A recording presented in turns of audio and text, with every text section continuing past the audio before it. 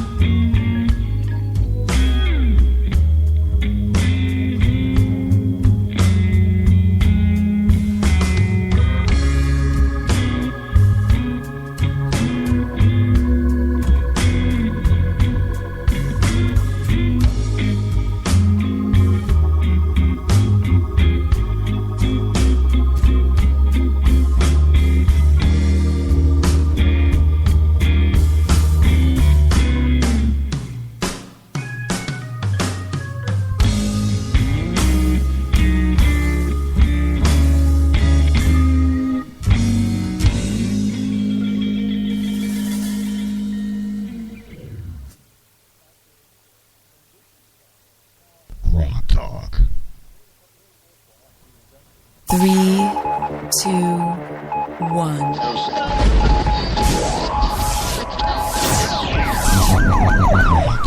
We'd like to welcome you to another edition of GrokTALK, brought to you by New Hampshire's leading conservative blog site, GraniteGrok.com. We are your feared extremist, right-wing, hard-charging, gun-toting, opinionated, outspoken, rabble-rousing, letter-writing, radio microphone stomping conservatives and rational libertarians. So get ready for more news and opinion you could only get from GraniteGrok.com. GrokTALK. Welcome back. GrokTALK, brought to you by GraniteGrok.com and the Coalition of New Hampshire Taxpayers. Please like us on Facebook and follow us on Twitter. Just look for GrokTALK. We are on iTunes, TuneIn, iHeart, Stitcher, Spreaker, and YouTube and Ustream, and probably some other places we aren't quite sure about yet. But we are here. We have some good guests today. Ambassador Gregory Slayton will be joining us. We were expecting Matt Mayberry, but he has called out sick for school today, so we'll just talk about stuff related to that. Jorge Mesa-Tejada is going to join us at 9:15 to discuss some history on how things ended up the way they were that led to the infamous bias-free language guide that we've been talking about at UNH, which we will talk about as well. And Max Abramson is going to come in at the end of the program to talk about legislative stuff.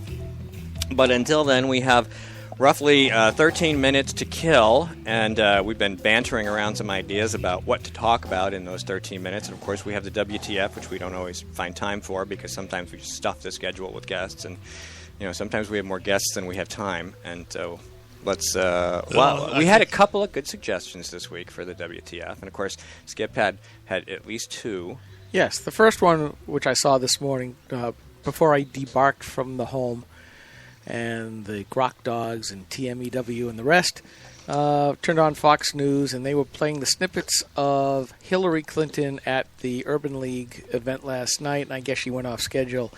and decided to hammer Jeb Bush, who was directly going to speak after her.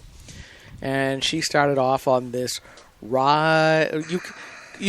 again, this is the Urban League, basically a black organization, and she was saying that you cannot rise without Medicaid.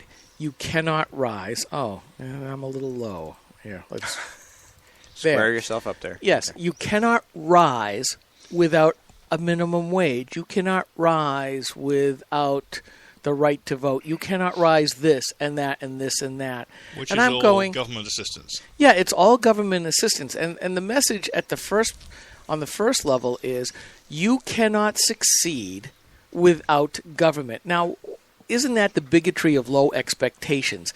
That you cannot succeed on your own. You can only succeed with government. And then the other, unspoken message was, you cannot succeed unless I am at the helm of that government. And the other unspoken message is that without my indulgences, right? But you have to be in my good graces to get those indulgences, which means if you don't all fall in line, I will not give you all those things I say you need because I can. Yeah, and Obama already does that. And all I can do is remember back to the 2008 campaign when she was sitting underneath the Christmas tree handing out presents with, universal pre-K, minimum wage, this, that, and the other thing. And I'm thinking, this is not a present if you have to take money from some people to give it to another. That's not Santa Claus. Would have been better if she was standing outside with a line of taxpayers and she had armed guards and they were just handing her money, because that's how it's going to get paid for. I mean, I've posted that video clip several times since then, and the look of absolute delight in handing out presents to other people was just joyous on her face. Now, I would say if she was pulling it out of her own pocket, and given that she and Billy Bob, the philanderer, has earned $250 million since he retired from the presidency because of speaking fees and such. Isn't that philanthropist Skip? Wink. Not going there. But if she did it out of her own pocket, I'd be one thing. But it goes back to what Romney, and I'm going to come back to Romney again. Romney said about the 47%. If people are giving you stuff from government, you're more apt to vote for those people again. Obama phones, now Obama Net, free internet at subsidized public housing. I mean, the list just keeps going on and on and on. How much more comfortable can you make that hammock? And now this isn't even really the WTF. Yeah. The WTF is this. Yes. Just like I brought up Romney. Romney is famous in conservative circles because during the debates with Obama, he laid as limp as a lying dog. Just no get up and go, no bite whatsoever. I mean, he could have fought Obama, and he laid down. He took a dive. What did Jeb Bush do? And again, think of this. Jeb Bush gave her the Medal of Freedom at some event, the National, what was it? Constitutional Society or something. I got to look it up. National Give a Commie a Medal of Freedom Association. There you go. So what did Jeb Bush do? Did he stand up and defend his PAC, Rise America, or something to that sort? No. Did he defend his policies? Not really. Did he defend himself from the direct frontal attack and assault by Hillary upon him? No. And as we all know, what happened in the last cycle when Romney tried to take out Obama electorally? I have to add electorally, otherwise the left will get... No, forget I said it. Left, if you want to attack us, go ahead. Bring it. But, I mean, most of us said, if you can't even fight for yourself, how are you going to fight for our ideas? So he lost. Now, as it turns out, ever since this past November, when we gave the Republicans good majorities in the Senate and in the House, what have they accomplished? Nothing. They've just rolled over. It's like, I mean, it's WTF all the way around. When Harry Reid had a small majority in the Senate, Harry Reid was willing to use that 51 vote was all he needed to break the rules or to rearrange the rules so he could use the nuclear option to approve judges or anything else that was contentious. When it comes to really serious business in the Senate, Mitch McConnell is never willing to use a 51 vote majority to get something through. Everything he does except going along with Obama as a show vote for the rubes. And Ted Cruz has called them on it, and they're very upset. Yeah, and I think this vote coming up on defunding Planned Parenthood is going to be the same way. It's a standalone bill, and normally I go, standalone bills, I like this idea, instead of these enormous omnibus stuff. But we all know what's going to happen. There's not enough votes. You've got Republicans who have accepted money from Planned Parenthood. Gosh, I wonder if NHGOP committee man Steve Dupree's money went to help fund this, these Republican senators and congressmen who got money from Planned Parenthood. But they're never going to get enough of a veto-proof majority to do this. So you're right. It's a sham vote. It's a sham bill for us rubes, except nowadays, as we saw in November here in New Hampshire, with the governor and the U.S. Senate race, people said, we've had enough of being lied to, we've had enough of being taunted, and we've had enough of being disparaged. If you're not going to fight for what we want, if you're not going to take the battle not to us but to the Democrats, then why should we vote for you? And they say the same thing to me. I had a couple people this past weekend. Why are you guys always bashing Republicans? Well, and I have to say, we make it known. Here are our standards. If you vary from it, I don't care whether you're a Republican or a Democrat, we're going to come after you.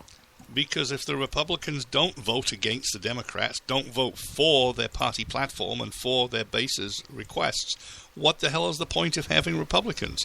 That cartoon by Henry Payne of Boyle the Tea Party featuring Lois Lerner. The point is, insert any establishment Republican in that picture, and I did, because yes, they look at it the same way. Boyle the Tea Party. We can't. These people are working against us. Well, yes, we are. We're working against you in as much as we want to put up a good candidate in the primary, such that they will actually go to Washington or Concord and follow the party platform and actually shrink government and shrink regulations. And just to clarify, we're not working against them as people. We're working against them as politicians. We're working against them as policies, as principles. And so if you're not following the party principles, the actual principles, the ones that still work, the Constitution. The ones that are in the That platform. is the issue. The issue is based on principle. I don't care who you are. I don't care what color you are. I don't care who you want to have sex with. I don't care what planet you want to live on. It doesn't matter to me. Here are the principles. These are the guidelines. If you deviate from the reservation, we will ask you why. We will say, look what they did. That's what we're here for. Yeah, that's our entire mission. Yeah, I basically look at us sometimes as the conscience of the Republican Party here in New Hampshire, mostly because they don't seem to have one. I mean, one of my memes is, winning is only a precursor. It's what you do afterwards that's most important. And what we see is that the Republicans, for the sake of the Republican Party, the establishment, they're concerned only about the winning. And the afterwards is not all that important. It's like Angelo Codevilla from BU said, there is the ruling party and then there's the rest of us. The country class. Yeah, the country class that actually cares about the country versus they just want to do what they want. And when the Republican leadership, as I pointed out on Granite Rock over and over again here in New Hampshire, the top tier of the party keeps arguing for policies and legislation that runs counter to the platform, why do we stay Republicans? And I'm seeing this more and more and more, and I've been putting up a whole series of posts about this. A lot of people in the blogosphere are starting to say, why should we be voting for Republicans? And the Republicans, for the sake of the Republican Party, aren't hearing the message. They're looking at Donald Trump. They're not seeing Trump in the right way. Trump is merely a vessel. He has tapped into that vein of saying, we're tired of Republicans not doing what they're supposed to do. And he's captured that anger really, really well. And, you've got various people like, who was it? Rand Paul, who said, all of his supporters must be insane. I'm sorry, that's not right. You've misjudged it because it's that anger of Republicans not doing what they say they're going to do, what they've promised to do. Ted Cruz again said, we've had all this and we haven't done a thing.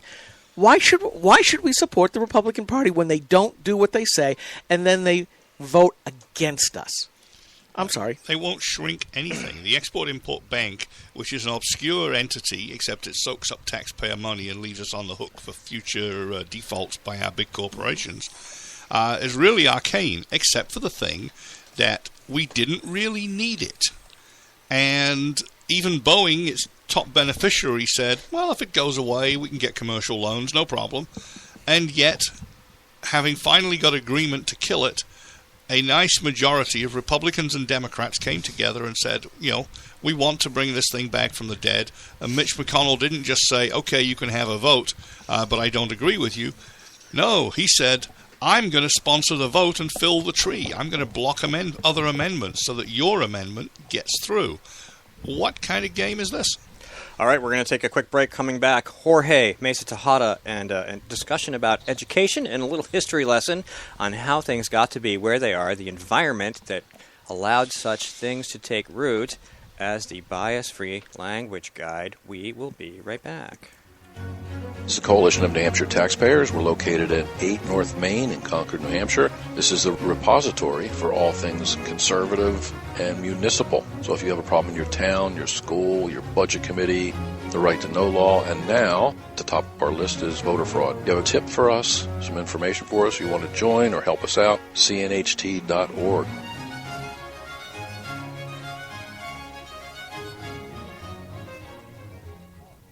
Hi, this is Rich Gerard, host of Gerard at Large in the Morning, the Manchester area's only locally owned, locally operated, focused, and interested, riveting radio show, heard live every Monday through Friday from 6 to 9 on 90.7 FM WLMW New Hampshire Family Radio, and available 24/7 live or archived at GerardAtLarge.com. Be sure to tune in.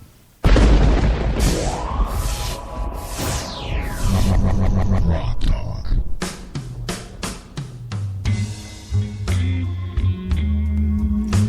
All right, well,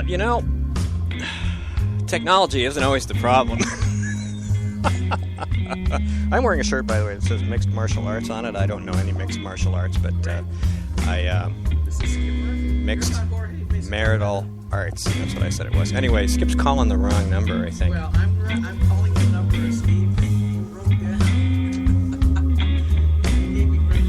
That number right there? Yeah. All right. Hang on. We're going to go look it up. We're having... Hi, Greg. How you doing? Nice talking to you. I wrote the wrong number down. Where is it? So we're going to talk to Jorge as soon as I find the right number. It's in the calendar. I think. Hey, so Skip was trying... I actually, what Skip did was funny, but what I did was even funnier because I gave him the wrong number. But he was trying to figure out why he couldn't open. All right. Let's try this again. Should just have Jorge call us. We're clearly not very good at this. All right. He's going to call Jorge. He had his headset on, and when you make a phone call, there's an audition button so that while you're on the phone, you don't hear the stream for the program. So you don't hear music or you don't hear all that other fun stuff. And he had the phone in his hand, and he's holding it up, and he's going, I still hear the music. I still hear the music. It's because he still had his headphones on. And then I gave him the wrong phone number. How was Greg, by the way? He seemed to be okay. A little confused. A little confused? Rightfully so. I guess, yeah. So anyway, we're going to have Jorge on in a minute. Jorge kind of goes, what? Yeah. Hey, Jorge. Huh? That's not how I pronounce my name. I'm glad to see that you're here, Jorge. Okay, he's probably listening to us going, dopes. You were just listening to us, dopes? Yeah, you were. We're going to just put him right on the air now. All right. Okay. Hey, Jorge. Good morning. Hi. Welcome to GrokTALK. We're just fooling around. Thank you. It sounds like you're having a wonderful time today. We are, yes. It's not GrokTALK if we don't mess something up. Anyway, so... big news this week was the bias-free language guide, and you had some history you wanted to share with us. The bias-free language guide and the background. Mm-hmm. How it got to be that bad. How it got to be that bad. Yeah, it didn't catch me by surprise. I was just surprised that it has gone that far, because I've been familiar with this movement going back to when I was on the school board in 1990. Because at that point, the NEA approached the school board to accept and sanction the teaching of multiculturalism in the schools. Mm-hmm. And the idea was that we should be aware and respect all the different nationalities that were represented in the United States, and we should not put the American nation or the Americans as a people on top of them, and that we are all equal, and that we should realize that we as Americans have really stepped over a lot of people on our path to becoming a nation. And then they began arguing that look what happened, when Columbus came, he really destroyed the Native Americans and all that. So I was trying to figure out where that came from. And I remember being now 78 years old, but Timothy Leary in Yale, he was the father of LSD, and he advocated social change. And he said the only way to change society is to change the way we educate our teachers. And by that, we have to go into the schools of education and change how they are brought about and change their way of thinking. Well, that began, the first time that I saw that idea bear fruit was in the 1990s with the multiculturalism. That was pushed by GLSEN, GLSEN, which stood for Gay, Lesbian, and Straight Education Network, and GLAAD, which is the Gay and Lesbian Alliance Against Defamation. Okay, then that began to morph into the hyphenated Americans, and the fact that we should have no borders, the fact that aliens, there's such a thing as an illegal alien or an illegal anything. So they've been slowly trying to change the mind of society to accept minorities. And the biggest minority that wanted to get in was the homosexual one, which we just saw when the Supreme Court said that homosexual marriage is a right. So all this has been building for years. And talking to Skip, we remember that Nazi Germany did not happen overnight. It began way before by slowly changing the laws and getting people used to it until the big boot came down and said, okay, this is the law of the land. That's true. That's true. FIRE, Campus Reform, all these organizations have been around for years, especially at the university level, talking about the multiculturalism, the diversity departments, the speech codes, all of this stuff. And that's why the Bias-Free Language Guide struck such a chord, because, we hear stories, and obviously, it's been going on for years, the whole PC thing, and, a guy gets fired for using the word niggardly in the proper context back in the 90s, I think it was, and that was just more breadcrumbs that led the trail right to our doorstep where we are today. Exactly. And that is why what they're trying to do is change people's minds and soften their way of thinking, so we accept the way that we have sanctuary cities, the fact that we have no borders, anyone can come in, and that's not illegal. I mean, if we want to become Europe, where there is no need for passports to go from one country to the other, and just let anyone come in, we better face up to it. No, essentially what you're seeing is a takeover, a bloodless or silent coup. And Jorge, you had called me last night about this to ask, whether this was appropriate, and I absolutely said yes. And I pointed out that, and something I've mentioned on the show before, the Frankfurt School escaped Nazi Germany, settled in California, and were just absolutely outraged by the freedom that the Californians had in what should have been a utopian, but it shows once again socialists aren't such a happy breed. They were very dour, very upset with all this stuff. So they moved to Chicago, and these guys were basically socialists. And they figured out that we're not going to do a socialist revolution like we have in many other countries, Russia primarily, except communism was an even worse version of it. So they said, along with the Italian socialist Gramercy, the only way we can do it in Western society is because the middle class likes being the middle class, and they do have it comfortable. is to change all of the halls of culture, which for us is education, but also the media, changing Hollywood, changing our literature, changing our art form. Basically anything that has to touch the culture. And Andrew Breitbart, who passed away a few years too early, but behind the impetus of Breitbart.com, got it right. Politics is downstream from culture. So if you change the culture, of course you're going to change the politics. And the Republicans have failed to take note of this. And you know, Jorge, I have lots of friends who are from different places around the country, and they aren't as politically connected as we are. They don't pay as much attention. They haven't read into the history and actually seen the people who want to make these changes admit exactly what they want to do and how this is what that is. And so when you talk about gay marriage, I'm like, do you think gay marriage is actually about gay marriage? Do you think the Confederate flag attack is actually about racism? Do you think that the immigration issue is actually about wages and jobs? None of that stuff is true. No, I agree with you. None of that. And you know, the thing that really bothers me and concerns me is how to fight that, because the kids of the 1990s are now the professors and the school board members who are running the schools.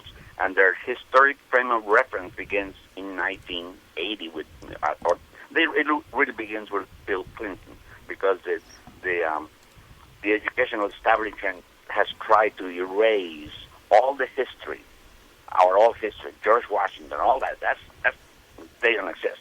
Ask anyone, any new kid, they have no idea about our national history. So if these are the people in power now, how are we going to fight it? We all people are dying off very quickly, and I hate to see what is going to happen to my country. You're absolutely right, and it's very hard until a couple of things have to happen, Jorge, and it's starting. Glenn Reynolds of Instant Pundit keeps telling the billionaire donors, stop giving it to the political operatives, go buy some women's magazines. And it's right, because that's where part of the culture comes from. You know, they might be useful for barter. Yeah, buy Cosmo, buy Ladies' Home Journal, buy all of those kinds of things that are widespread, and slowly start to do, make some of those changes. Buy some of these big newspapers, even though the progressives inside of them, start to wail in absolute dismay. Buy them anyways. Yeah, there's plenty of right-wing writers out there that would take a job at a paper that was, geared towards their way of thinking. I'm ready for a midlife, and more end of middle life change of venue. You're going to have an end of midlife crisis? Well, maybe. Never mind. We have a constant crisis. But guys, really coming back to the subject, the thing that is really that people don't realize is like what quote you guys sent one in Granite Grok, where it says that political correctness is nothing else but fascism disguised as manners. Yeah, that's exactly what it is, and what we're witnessing is that the minority, this is a rule of the minority, is telling the majority what to do now. Oh yeah, and people don't realize it. No, you're absolutely right, and too many. And I'm going to name names because I keep writing about him on Granite Grok. Doug Scammon out your way. He and I had a knockdown verbal screaming match one day about, he kept saying that Republicans should stay out of the social issues. Well, one of the things that's coming out now is this Black Lives Matter movement. One of the leaders basically came out and said, well, we're going to shut down the Republican Party convention. Right. And if you dig deeper, it turns out that all of these folks are being schooled in Alinsky tactics, and it's to be able to change the politics. And the Republicans like Scammon, and there's a bunch of others, just don't seem to get it, especially when you get the Republicans who are on the side of the social issues as the Democrats. And then we talked about that earlier this broadcast. When your own party leadership is acting contra to the party, how dare they think that ordinary Republicans ought to keep them in power and vote for their stuff? I mean, these guys don't even have the honor, Jorge, to look at themselves, see what they're about, and resign. I know. The one thing that is more alarming is that our own government is not allowing our armed forces to act as armed forces. They simply say, back off, do not wear arms, let them kill you. That's ridiculous. That's absolutely ridiculous. you guys know I was in the Marine Corps. I'll tell you, I'll die fighting with a gun in my hand. I will not put up with this crap. Yeah. No, and absolutely. It's like we're back in Bill Clinton days where a Marine officer was mistakenly by Hillary for a waiter. Oh, I know. I didn't think that was accidental either. No, it wasn't. No, and I don't think Obama treats them much better either, to be honest with you. I mean, look what he's done. We are at the lowest ebb of military force since the end of World War II, and we all know how that worked out for us. All right, we got to go. Jorge, thank you so much for taking some time to talk to us, sir. Nice talking to you guys. All right, hope you take it easy. Continue having fun today. All right, thanks. See ya. Bye-bye. Bye. All right, this is GrokTALK. We'll be back with Ambassador Gregory Slayton in just about 2 minutes. Stay tuned.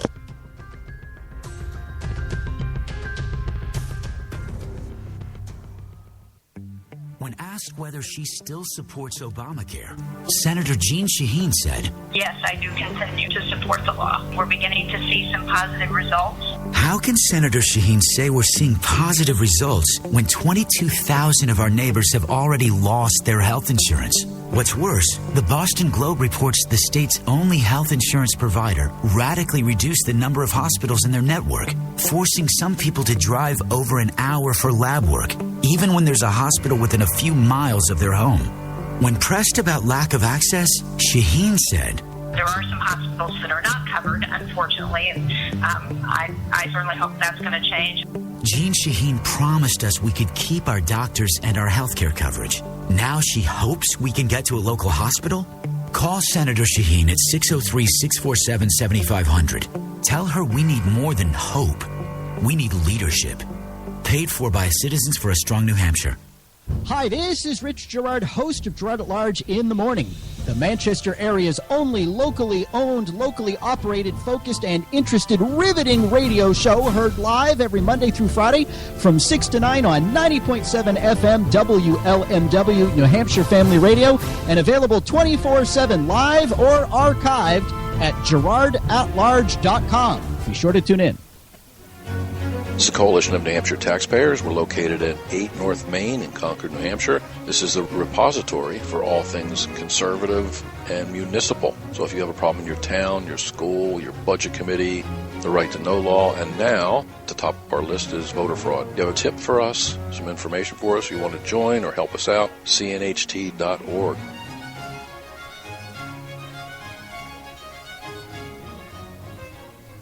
Hi, this is Rich Gerard, host of Gerard at Large in the Morning. You're listening to GrokTALK. 3, 2, 1.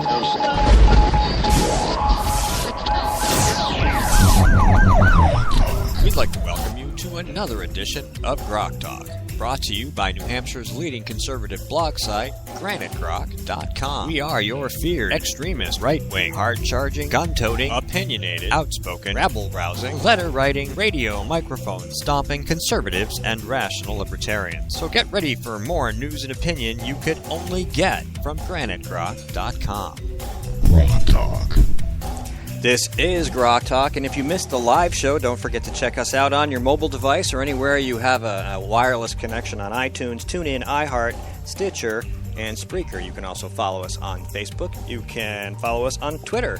We are on YouTube. We have thousands of videos with all manner of candidate and individual, and please check out that massive archive that Skip has accumulated over the many years. There's tons of stuff there, especially for our Democrat trackers.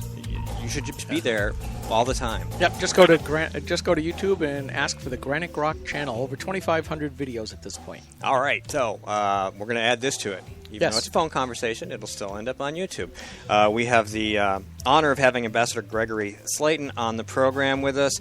He was the U.S. Consul General to Bermuda. He's a best-selling author, an Ivy League professor, a venture capitalist, and, the best part, a New Hampshire resident. Good morning, sir. Oh, no. The best part is conservative. But good morning, Ambassador. Thanks, brother. All right, so since Mike was kind enough to get you on the program, we're going to let him start the interview. Well, so Ambassador and myself have conversations periodically, especially during election season, on which horses we're backing and why, and we trade notes and stuff. And early on, Gregory Slayton let me know that he's a big fan of Governor Scott Walker, and has been advising the campaign, helping in New Hampshire. And I believe, sir, you're now on board. And most importantly, you've been there and seen the crowd reaction in Wisconsin and in New York and other places. Well, that's right, Mike. That's right. And as we've discussed, our party is blessed with a lot of fine candidates this time around, and that hasn't always been the case. So it's kind of an embarrassment of riches, maybe too many candidates running this time. But I have been blessed to know most of the candidates personally for years, not for months. And we did a lot of due diligence because my family and I, we really believe that, to whom much is given, much is expected. And my wife and I both grew up in very humble circumstances, but we've been blessed. So we want to really make a good choice here. And we looked at a lot of candidates and did a lot of due diligence. And at the end of the day, we have decided to back Scott Walker because he's a deeply conservative leader, but he's also a winner. And he's a winner in a deep blue state. In fact, he's taken a deep blue state, Wisconsin, and really turned it into a conservative state. And that's an amazing reality that has really benefited the taxpayers and all the people of Wisconsin.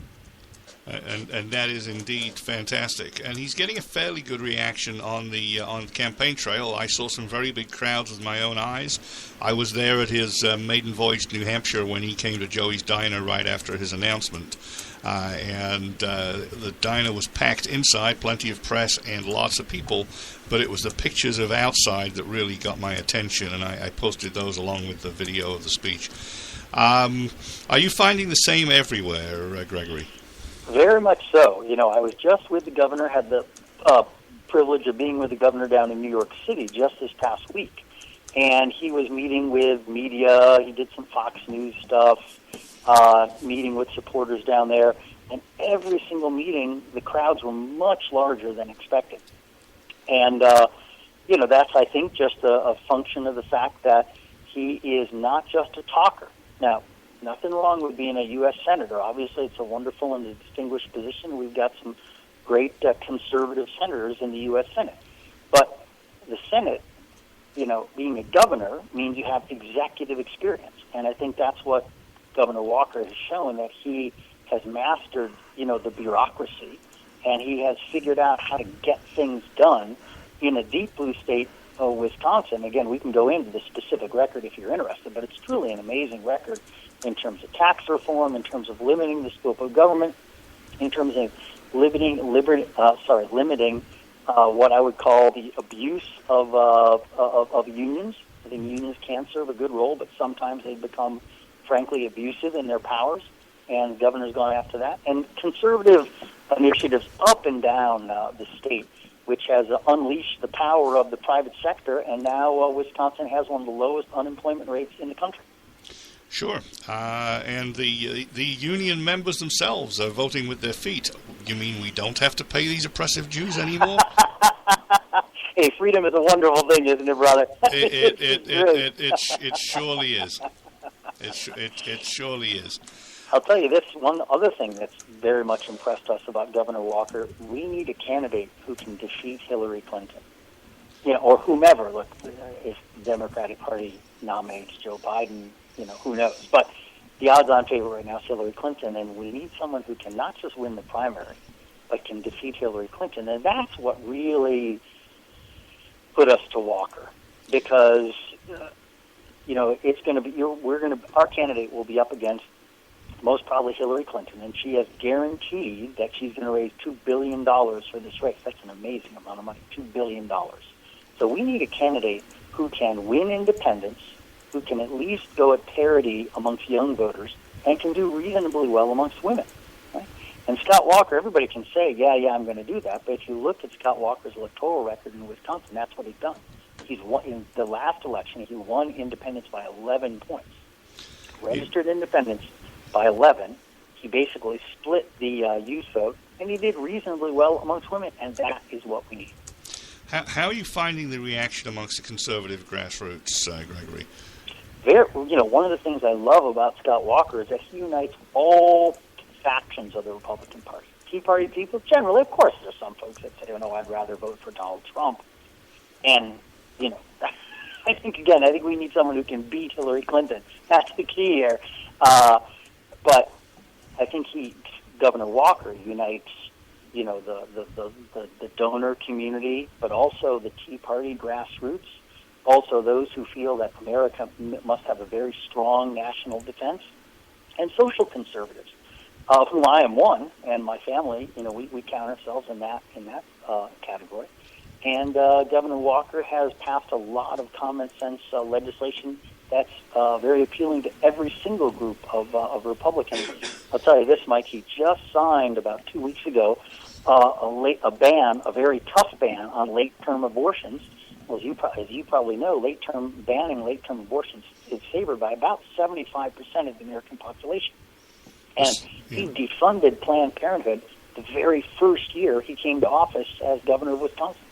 And that's wonderful. Here our legislature defunded it, and our U.S. Senator did an end run around that. Executive Council. Now it's our Executive Council doing an end run around it, but it's previously it was Senator Shaheen. It's fascinating. The other thing that's interesting is that he doesn't seem to scare the party establishment. You can put a Donald Trump or a Ted Cruz out there, and we love Ted Cruz and we love his positions. He's not quite as bombastic as Trump, but he's bang on the money. But he scares the establishment. Somehow Governor Walker gets awfully close to those positions and doesn't scare them. Would you say that was the case? Well, I think Governor Walker is a very calm, very good leader, and that's very critical. He doesn't fly off the handle, and and I don't want to speak badly about any Republican. I think that's important for us to remain united here, but I think that calm, even-keeled temperament is a huge asset, and people see that, and he doesn't scare folks. In fact, Fox is doing a series of tests around the country, and really finding that Governor Walker has the highest favorability and the highest likability when people hear him. The thing about the governor is still 50% of the Republican voters nationally really don't know him at all. But in these focus groups, as they come to know him, he's coming across very, very positively. That's excellent. Now, he has a very good small donor network, which, again, is unusual for a regional candidate because of his ongoing victories against the unions. Those fights, especially, I think, back in 2011, really got the nation's attention. I know a lot of conservatives went there to join in the battle. It wasn't just the labor unions that went in there. And, only after the labor unions trucked in 100,000 people from around the country, to basically wave cowbells and threaten the governor. I mean, it was when you are getting death threats, not just for yourself, but for your children and your wife, as the governor was, literally death threats. Yeah. But he stuck to his guns, and he said, guys, for the taxpayers of Wisconsin and for our children and their children, we must reform. And I think that's very much the situation that America is in right now. We must go in a different direction. This slow growth, Washington knows best, top down, we'll figure it all out. You can just sit there and receive your check, your welfare check or whatever it is. This is not the America that we inherited from our parents, and it shouldn't be the America we pass on to our children.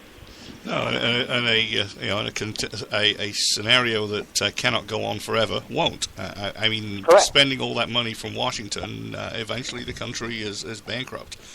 Skip, looks like you're preparing to ask a question. Yeah, I do have a question, and I think this is something that a lot of conservatives kind of look at Scott Walker and go, okay, he looks pretty acceptable, first, if not first choice, second or third, so he's certainly in the hunt. But one sticking point that, and it does concern me because I am all about the rule of law, and certainly a nation without borders is no nation at all. And I have big concerns about Walker's stance on illegal immigration and the path to citizenship or legal work status. because I'm a great reader in the blogosphere, so I'm reading lots of sites every single day, and over time, I'll be honest with you, I can't tell exactly what his actual position is because it seems to change depending on both time and perhaps who he is talking to at the time, and I'm very leery about that. Your comment? Well, first of all, I can't speak specifically for the governor. I think it's fair that in some cases, positions evolve. I don't think anybody accuses the governor of flip-flopping on, the importance of life, the importance of limited taxes, the importance of constitutional government, not at all. I think the governor over the last couple of years, as he has been to the southern border, as he has considered and begun to really study up on national immigration issues, he's gotten a lot tougher on these things. There's no question about that. I heard him speak on this very issue just this past Wednesday morning in Greenwich, Connecticut, to a group of conservatives, and but also a mixed group. So this wasn't just conservatives. This was Republican conservatives. This was also some of the establishment, some donors. It was a good big group, and he was foursquare about the critical importance of defending our borders. In fact, he himself said, I thought this was very interesting, that if we don't defend our borders, we don't really have a sovereign nation. Right? And he spoke about not just the problem of illegal immigration, but what that brings in terms of national security issues, not just drugs and guns, but also potentially, terrorists and terrorist weaponry. So he was very, very strong on the importance of defending the border. I think, as he's proven in Wisconsin, he's not a guy who's going to make quixotic claims like, we're going to build the wall, we're going to build a wall all the way up and down the border. That's not ever going to happen. Nobody's got the money to do that, first of all. But he did talk about employing drones and the latest in modern technology to really seal off the border. And I think that's a critical first step. I think we'd all agree. All right, Ambassador, can you stick around for a few more minutes? We have to take a quick break. Yeah, sure. Okay, sure. All right. Okay, well, that'd be great. Thank you. Hang on a minute, and we're going to take a 60-second break, and we'll be right back. Yep. This is the Coalition of New Hampshire Taxpayers. We're located at 8 North Main in Concord, New Hampshire. This is the repository for all things conservative and municipal. So if you have a problem in your town, your school, your budget committee, the right to know law, and now at the top of our list is voter fraud. You have a tip for us, some information for us, you want to join or help us out, cnht.org.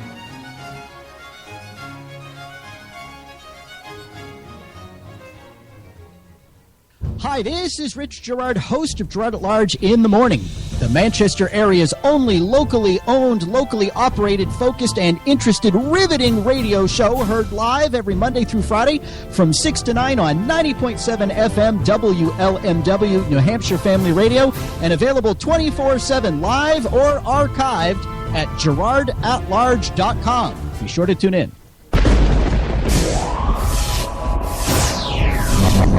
Rock Talk.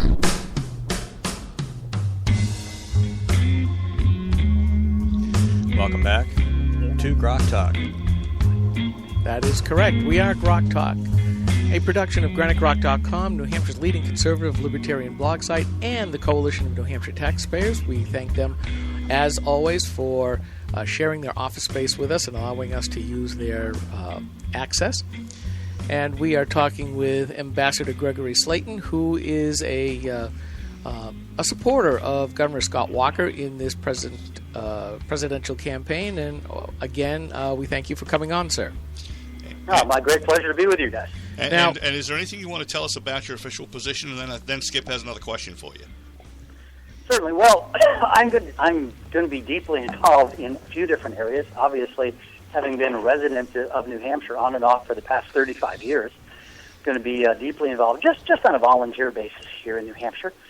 And also on the National Finance Committee, going to have a role there, and also on the foreign policy side, just in terms of some advisory duties. But these are all volunteer positions, and this is just because, my wife, my family, and I, as you guys do, love America, love the state of New Hampshire and leadership. Having a strong conservative president as leader of our country and leader of the free world is absolutely essential. Sure. Well, I had asked a question about illegal immigration before the break, and I want to swing back to that because there is something I think, a lot of conservatives really are hinky about during this presidential, and they're going to be looking at all the candidates, especially for answers like this. So what is Governor Walker's strategy for handling the 12 to 22 million illegal immigrants that are here in this country if he becomes president? And I think there are a lot of people who are waiting on these kinds of answers from the candidates. Mm-hmm. And I apologize, gentlemen, because you're going to have to wait a little bit more. That is such an important issue. And certainly none of this am I speaking directly for the governor or for his campaign. I'm speaking myself as a private citizen, but as someone who knows and respects Governor Walker and is involved with the campaign. That issue I'm going to allow, if you don't mind, I'm going to allow the governor to speak to that directly himself. So, because it is such a critical issue, and it stirs up a lot of passions on all sides. But I know that the governor wants to secure the border and does not favor what is generally known as amnesty. That's fair. And can you help us get the governor on? And then I think Steve has a question. Well, actually, that relates. I'd love to do that, Mike. Absolutely. It relates to my question. When is he going to be in New Hampshire again? Are we going to see more of him? Do you know? Oh yeah, going to see a lot of him. You know what people have to realize? He has a real job, and unlike many of our candidates who are retired or have been, many of our candidates have actually been retired from public life for a long, long time. The governor has been governor of a deep blue state and has basically turned it into a red state. And he does that because he focuses and does a good job. Now, that said, he was supposed to be here in New Hampshire last weekend. He canceled that trip because one of the U.S. Marines killed in the Tennessee massacre was from Wisconsin, and he was invited to the funeral by the family and decided that was his duty as governor. And I think he was 100% correct. I know he mentioned to me how sorry he was. He was going to ride his Harley and spend, I think, the whole weekend, I think was the plan last weekend in New Hampshire. And I know he really was very sorry to miss that. He had a whole bunch of stops planned. But he'll be back here August 3rd. He'll be at the MUR debate, and there are going to be some house parties, and I think he's going to be back 4 times in the month of August. Something like that. It's a lot. So, and I know he's planning to spend a lot of days here. So, just check out his website. Check out the presidential website and scottwalker.com and sign up there, just so that you can get alerts on when he's going to be in New Hampshire, and obviously those who want to support a true conservative who can both lead and win, can get involved in that way at scottwalker.com. Right, and as you know, Granite Grok does cover events, especially with sufficient notice. And if there's a location that we can get to on an evening or weekend where we can bring the board and everything, we'll set up and we'll interview attendees, the governor if he can spare us a few minutes, and so on. Great idea, Michael. We'll definitely keep you guys very much in the loop. Okay, sorry. I think we're probably coming to a natural break. Like I said, really want to get the governor on. We've had a number of good presidential candidates in here. As I say, clearly you're sold, and I'm trying to think if I had any further questions myself. Come on, guys. No. Okay. Well, I mean, most of this kind of blithering momentarily is that we would love to be able to ask what we've been asking some of the other presidential candidates who have come on the show, really deep questions about it, because we're not here for gotcha type stuff. We opine and write and speak from the basis of not only just the U.S. Constitution, but the New Hampshire Constitution and actually the NHGOP Republican platform. And we do have this propensity of going after people who violate any 3 of those. But we're trying to ask the questions that you're not going to hear from the media. We're conservatives first. And that's why the question I asked was of interest, because we are trying to ask the questions that most conservative activists are interested in knowing, and not the fluff that we often get from a lot of the leftist blogs or even right-of-center blogs or the news media. We're not interested in the easy stuff. We want the hard stuff. Right. Well, let me just suggest, gentlemen, that the really, really hard stuff in America is governing. Okay? We are a fractious country, many, many opinions, and obviously conservatives, are a minority in America, even though we are a center-right country. But in terms of, what you guys would call maybe true conservative, it's a minority. So having a real conservative who can govern as opposed to just talk, and that's the real difference here. A governor who is governed in a deep blue state, there's no one else in this race that is governed in a deep blue state, and has turned it into a red state. I just want you to think, you got to think about that. Because you got a lot of great candidates who can talk up a storm, but hey, wait a second, don't we have a president who's a great talker right now? Oh yeah, we do. So talking alone, being a great talker, which of course talk radio, it's all about talking, but I think it's very, very, and so there's nothing wrong with that. But I think when people make up their minds, let's look at the track record. Let's look at someone who has not just brought himself into power, but has brought a Republican legislature into power in Wisconsin, in a state that hasn't voted for a Republican president since 1984. That's a deep blue state, and he's brought a Republican legislature in, and he's brought a whole bunch of real legislation passed in the face of, death threats and 100,000 protesters occupying the Capitol. This is a guy who is the real deal. And if you want a Ronald Reagan, for my money, this guy is the guy. Everybody can talk about being Ronald Reagan, sure, whatever, blah, blah, blah. But who's actually done it? For my money, Scott Walker's done it. And that's why we're backing him to the that's great. So, and we especially get and really appreciate that unintimidated part. And yes, I do have the book, and my wife has also read the book and is impressed by it. But so I do have a question relating to that. So we know the kind of threats that the governor and his family operated under, and the legislators. But there were other people that were under threat in Wisconsin. The John Doe investigations, the nighttime SWAT raids, and so on were absolutely horrible.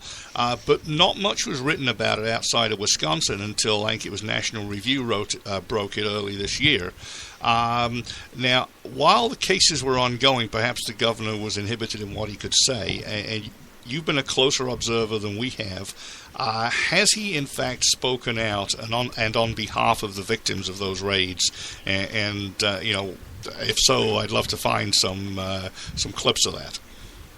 Well, I don't know about the clips, Mike, but he has definitely spoken out. A number of the people that were deliberately targeted and completely, Gestapo-like tactics, were his personal friends and supporters of his, and obviously supporters of the conservative movement in Wisconsin.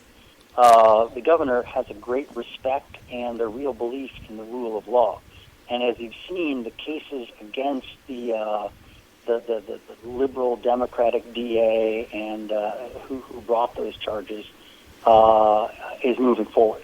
And my friends in Wisconsin tell me there's no question that the high likelihood is that individual's going to jail.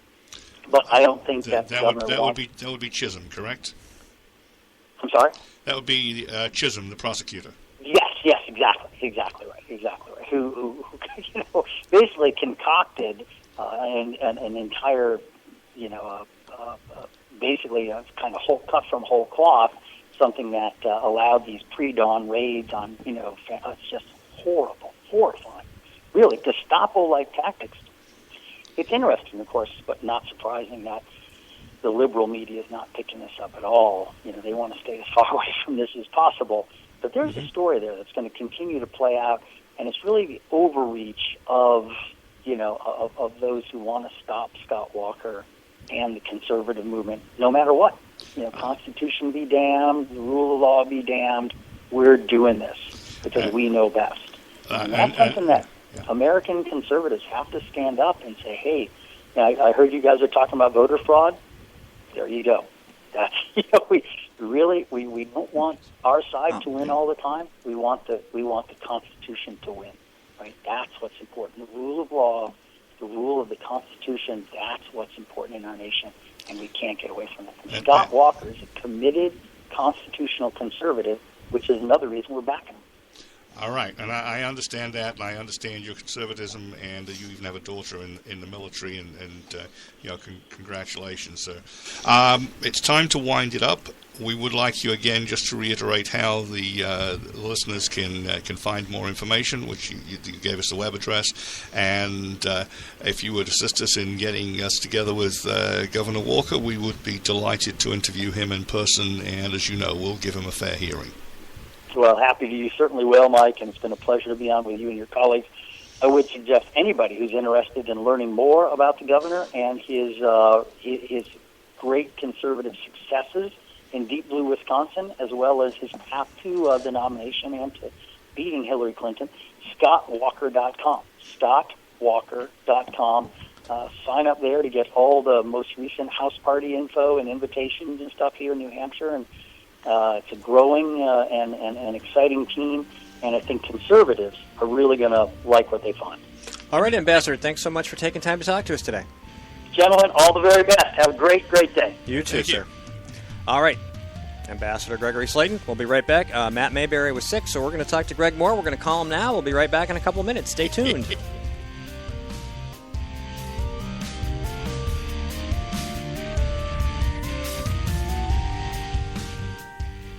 Senator Jeanne Shaheen said, if you like your current health plan, you can keep it. That's not true, Senator. 22,000 New Hampshire citizens have been kicked off their insurance plans. Hospitals in Rochester, Concord, and Portsmouth, they aren't allowed to provide care under the exchange. Senator, you were wrong in your comments. You should apologize for your misleading remarks. I'm calling Senator Shaheen at 750-3004 and telling her I want my doctor back. You should too. Paid for by SaberPac.org, not authorized by any candidate or candidate committee. We are struggling.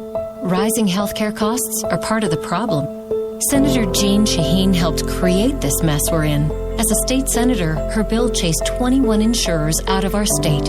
It reduced our choices, raised prices for New Hampshire families, and when Jeanne Shaheen supported Obamacare, it limited access to 10 of our 26 hospitals, reducing our choices again.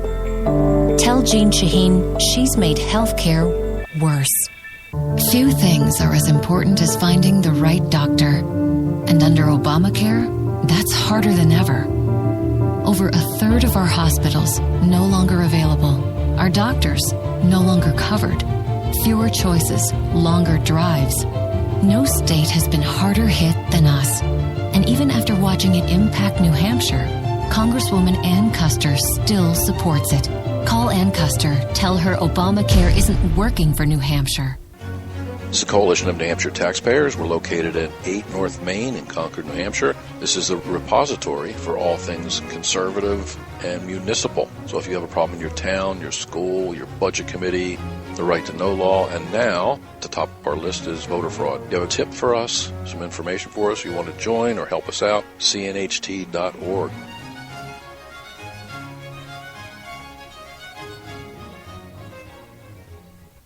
Three, 2, 1. We'd like to welcome you to another edition of GrokTALK, brought to you by New Hampshire's leading conservative blog site, GraniteGrok.com. We are your feared extremist, right-wing, hard-charging, gun-toting, opinionated, outspoken, rabble-rousing, letter-writing, radio, microphone stomping conservatives and rational libertarians. So get ready for more news and opinion you could only get from GraniteGrok.com. GrokTALK.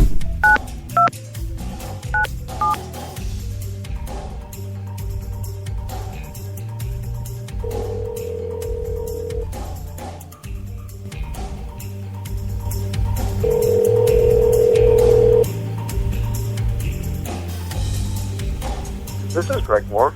Oh, I thought this was Ambassador Gregory. I'm sorry. Skip again. Steve, Hey, you're the wrong number again. Sneaky, huh? Hey, you're on the air. You are on the air, just so you know. All right, you can put that phone down because now I'm getting all kinds of crazy echo. We're just funning with you, Greg. Yeah. Hey, how you doing? Good. How are you guys doing today? Great. We just thought it was such a strange coincidence that we'd call you back because we like talking to you anyway. Yeah, Matt Mayberry called out sick, so we figured we'd call you. And thank you very much for volunteering to fill in with the space. Oh, I'm glad to. It's been a busy week anyway, so why not have a chance to celebrate the end of it with you guys? Well, we appreciate that very much. So you had I just talked to you about this, a school event, some kind of school choice event thing just happening. Absolutely. We every year we partner with the Milton Friedman Foundation for Educational Choice, and we have Friedman Legacy Day. It celebrates the anniversary of the birth of the great economist, Professor Milton Friedman, and his legacy, his foundation with Milton and his wife Rose, was to create a foundation to help promote educational choice. They were actively involved with the creation of the Educational Choice Scholarships back in 2012 that are helping students and parents right now. And so each year we get together, and we had an event yesterday at the Barley House in Concord. I thought it was interesting because of course Friedman said you couldn't have a free lunch, so we gave away a free lunch just to spite Milt on his birthday. And it was a great event. We had people who were familiar with your listeners, folks like Kate Baker, Kathy Lauer-Rago, Michelle Lavelle speak. But more importantly, we also had children who were benefiting and who were students, as well as parents who benefited from these educational choice initiatives, like charter schools, like education choice scholarships. We're really getting a new opportunity and a new lease on life. We heard from one young girl who, thanks to an education choice scholarship, was able to go to a private school, and as a result of that, got a full scholarship to the Derryfield School, where she will be starting next September. So I think it's just a great first-hand examination of how education choice is working. This was someone who was struggling in a public school system and is thriving now that she had an opportunity to move out of that system and really get an education that works well for her and her family. And that's something that we want to continue to highlight going forward, because as you guys know, there are a whole lot of folks in the education industrial complex who would love to shut down these school choice options. Oh, sorry, I was typing. I thought you were going to say something. No, I'm tweeting out that we're talking to Greg. Sorry, okay. Because people need to know we made a change to the schedule. All right, so and school choice is a great thing, and Rose and Milton Friedman indeed have been champions for a long time. But Steve, you had a question. Go for it. I didn't actually, but I do now. I did. Oh, go ahead. Yeah. Go ahead. So the question is even though having the dinner raises the awareness of something like this, and certainly coming on with us certainly helps out as well. The question is, how much do you think that impact you're going to make with this? And we've already seen how much Governor Hassan is in league with her NEAAFT folks that fund her and vote for her. You know, she's not in league, more like a toady. She certainly vetoed several bills that would have given parents more choice, and that's really the point I'm trying to get to. When did parents lose the choice of what what education their kids are going to receive, and why is it that Governor Hassan is so unwilling to give up that governmental control? Although people might look at me and say, "Well, that was a bad question. We already know why." Well, first of all, I want to clarify. Just so anyone wasn't listening closely, it's AFT, not AFP.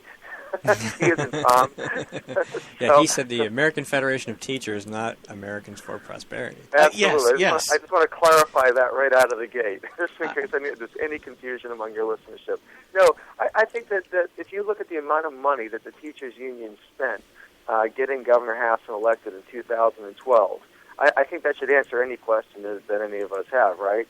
The teachers' union work hard to elect people who are going to make sure that there's more dollars and more control given over to the traditional form of education, even when it's failing the students who are trying to work hard to thrive in that environment. And our perspective is, listen, it's not about the schools. Has to be about the parents and the students, and you got to bring that focus back to the parents and students and say, listen, if your school isn't cutting it, not just if your school isn't cutting it generally, if your student is failing that child and that parent, then we have a moral obligation to give that child and that family an opportunity to thrive somewhere. And that's fundamentally the notion of school choice. It flows along with the idea that the taxpayer dollars that those parents are paying, whether it's directly through property taxes they pay to their town and to the state, or through a rent payment, because that's a transfer payment, those tax dollars that they are paying, they should have the opportunity to put their child in an environment that thrives. And for so many parents across the state of New Hampshire, they are not getting that opportunity, and we feel as though it should no longer be about the school per se. We're not worried about the schools. We're focusing on the parent and the child. That doesn't mean that we've taken the eye off the ball of public schools. Moreover, if you give people more choices, that's going to force the public schools to improve their ability to provide a better education, because competition makes everyone better. Monopolies fail. There's a reason why they fail. Monopoly is a recipe for higher costs and lower quality. It doesn't matter. That is a proven point that Professor Friedman would be the first person to tell us about. But education choice breaks that monopoly and forces everybody to get better and do it for less money. Greg, we had Michelle Lavelle on last week, and we were discussing some legislative victories on education, and we didn't really get a time to fit everything in. There were quite a few bills that got vetoed. And as an issued advocacy group, AFP supports issues, and education is clearly an issue. What do you think we need to look at priority-wise going into the next session as far as legislation to correct the problem we have with school choice, or to defend it? It's not necessarily next session. It's the continuation of this session, because veto day, right? An important component of the budget that was passed by the House and the Senate and was vetoed by Governor Hassan would have increased funding for charter schools to give them much more parity of what public schools are getting. Charter schools right now are getting by on about $5,500 a year, whereas your average school in the state of New Hampshire is about $14,000. And then when you add on the capital costs on top of that, it gets closer to about $17,000 for paying per student in traditional public schools. And charter schools are getting a fraction of that. So one of the components of the state budget was it started to increase some of the payments to the charter schools. Now, from my perspective, I'm a big believer that since charter schools are public schools, all of those dollars should flow because the taxpayers paid for it, but they should flow to providing that opportunity. But that was a important step forward, and it's something that we're going to continue to fight as this budget process continues to ensure that there is the type of funding for charter schools that allows them to survive. It's really a survival game at this point. And I know the governor would like to continue to stop any additional funding for charter schools and not see that level of expansion, because if the charter schools don't get any additional funding, they're just going to start going away.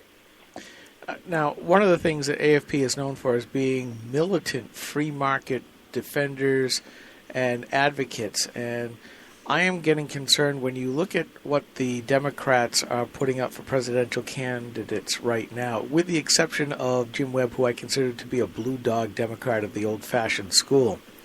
You've got Bernie Sanders, an outright socialist. When you listen to Hillary Clinton, it's more government intrusion into the free market, basically controlling them. And I'm starting to make the analogy of going back to the 1930s with Mussolini in Italy, when they figured out, well, unlike communism, which said we own the elements of production, they basically figured out, well, if we so hamstring them with laws and regulations, we outright own them de facto instead of de jure. And I'm listening to the stuff coming out of Hillary's mouths about how government has to do this, businesses have to do this, that, and the other thing. It's like, how much longer under Hillary will we get to the point where all businesses are just a public utility of government, and how is AFP looking to help confront that? Well, first and foremost, I think that it really is stark the level of contrast we have right now between those advocating for a free market, particularly some of the leaders in the U.S. House and Senate, and where President Obama is right now. President Obama is talking about, I don't know if you guys follow this one, regulating dishwashers. So, because of course we wouldn't know how to make a dishwasher if the president didn't tell us how to do it. So it's getting to that point where there's just an absurd and ridiculous level of regulation, which is ultimately undermining our ability to grow our economy. So I mean, AFP is going to first and foremost continue our fight to fight each and every one of these, whether it's the what they call the WOTUS rules, the Waters of the United States rules, where if you dig a ditch and it has rainwater in it for 10 days a year, it's now protected by federal regulation. I mean, just patently absurd notions that fundamentally undermine our ability to have A, our property rights, and B, our opportunities to advance innovation in the free market. And frankly, make everything much more expensive. Just make everything much more expensive so that our overall quality of life starts to drop. So, and that's one of the things, by the way, I'm going to go off topic a little bit here. One of the things people talk about is the president will talk about, well, the economy is improving, That's true. The economy is improving incrementally, not as fast as it should or could, largely because of these taxes and regulations. But the people on the street aren't seeing the benefit of that. And the reason why is because even though the economy is getting better, the costs for employers to hire these people are going through the roof, thanks to Obamacare, massive increases in health insurance costs, massive increases in all these other costs of doing business, so that the wages of American workers are not going up, largely thanks to a lot of these interferences in the marketplace. So what we're seeing is Americans feeling trapped and hopeless, and that's part of the reason why you're seeing a lot of these reactions. Now, you raised some of the presidential candidates. I got to tell you, Hillary Clinton has to be feeling pretty good with someone like Bernie Sanders on the ticket. So Bernie Sanders goes out and talks about a $15 an hour minimum wage. So now Hillary Clinton can come out and talk about a $12 an hour minimum wage, something that is economically a disaster, and yet somehow seem reasonable in contrast. Isn't it kind of ironic if you think about it? But no, the bottom line is you have to fight these policies one at a time, and moreover, start to educate people about how this is doing severe damage to their ability to see an increase in their paycheck. Greg, we're going to take a quick break. Stay on the line. We will be right back with Greg Moore. Hi, this is Rich Gerard, host of Gerard at Large in the Morning, the Manchester area's only locally owned, locally operated, focused, and interested, riveting radio show, heard live every Monday through Friday from 6 to 9 on 90.7 FM WLMW, New Hampshire Family Radio, and available 24/7 live or archived at GerardAtLarge.com. Be sure to tune in. This is the Coalition of New Hampshire Taxpayers. We're located at 8 North Main in Concord, New Hampshire. This is the repository for all things conservative and municipal. So if you have a problem in your town, your school, your budget committee, the right to know law, and now at the top of our list is voter fraud. You have a tip for us, some information for us, you want to join or help us out, cnht.org.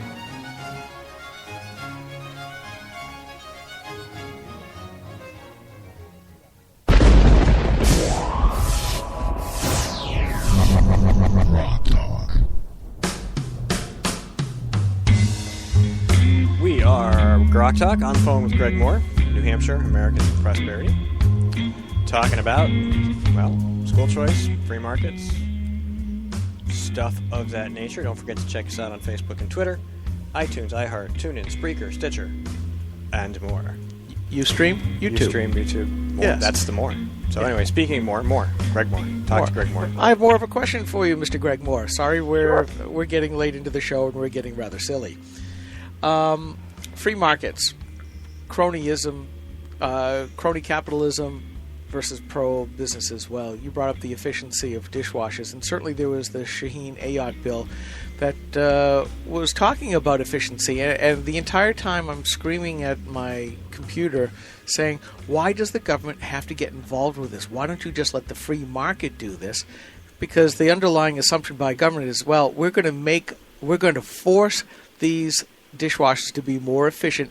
And, oh, by the way, you'll save money over time because it'll save electricity, even as the other hand of government is forcing the price of electricity up.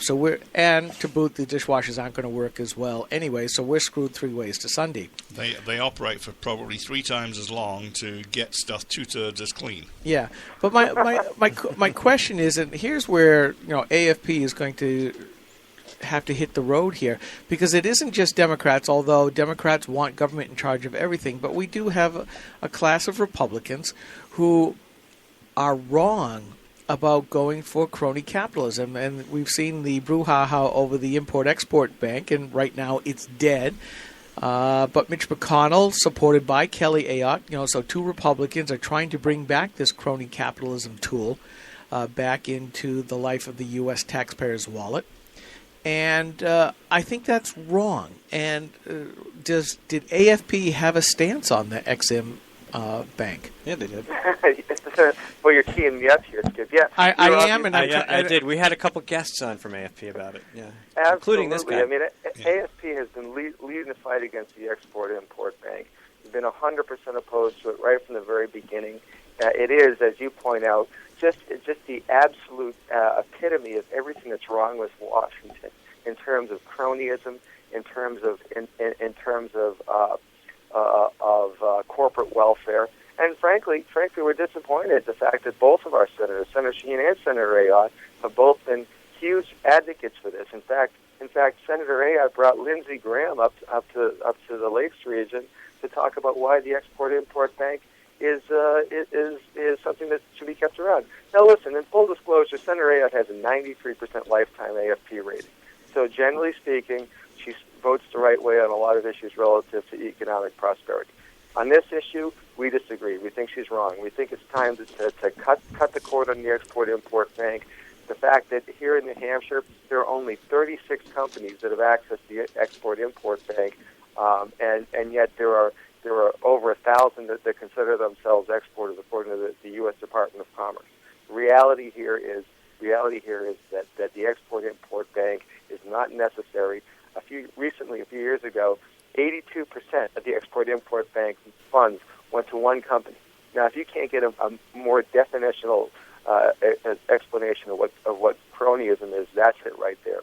But having said that, one of the things we do is we sort of move along a lot of people and promote people who take the fight right to the people.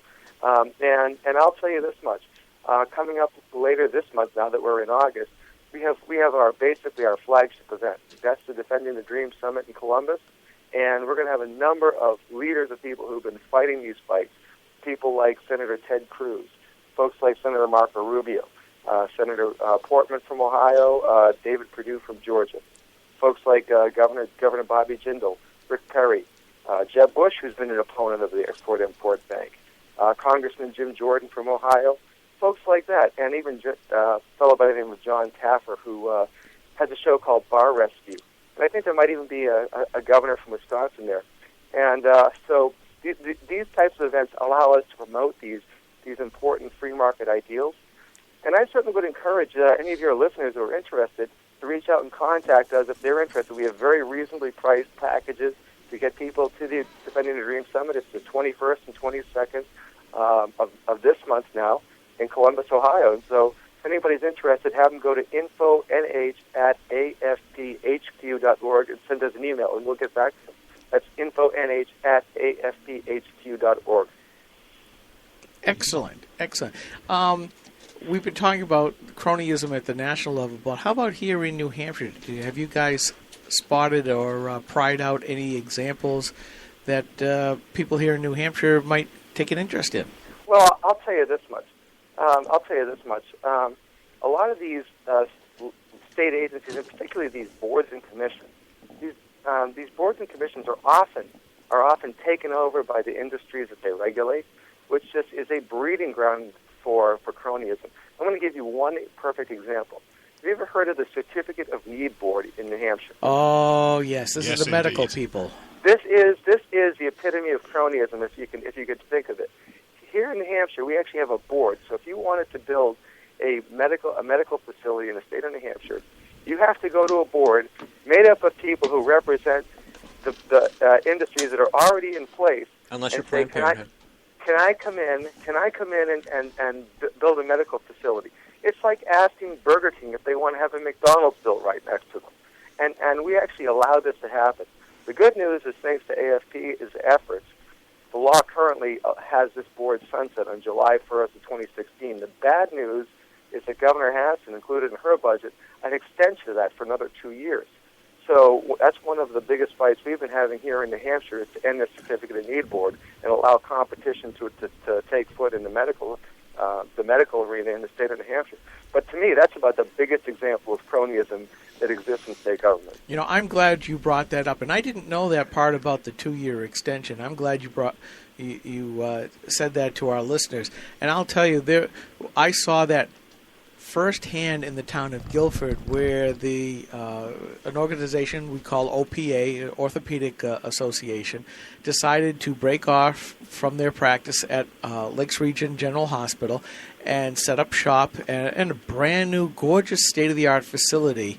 And the LRGH used that con board to extensively litigate basically OPA to its knees, and finally OPA gave up. They ran out of money, they couldn't do it, and LRGH basically bought them out.